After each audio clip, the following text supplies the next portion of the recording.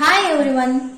In this video, we are going to look over comparison of relational database and non-relational database.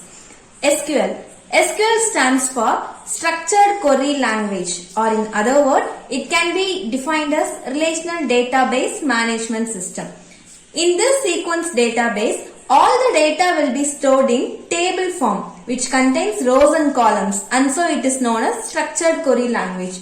And coming to relational database system management, it do not contain single table form. Instead, it contains multi-tables.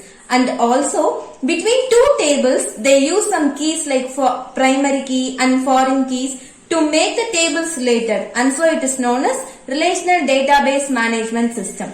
So coming to NoSQL, the opposite of SQL is non-structured query language and non-relational database management system. There will be no name called table in this NoSQL. All the data will be stored in the form of object.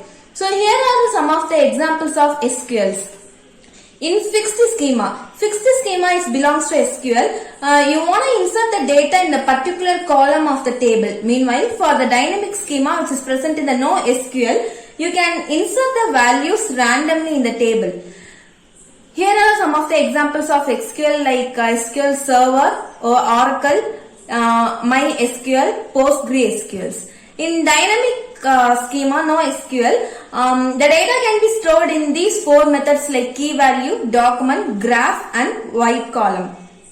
The key value method is an example of DynamoDM and document method is an example of MongoDB. Graph is an example of Neo4j and white column is an example of Cassandra. So these are some of the difference and the comparisons of relational database and the non-relational database. Hope you understand this video. Thank you.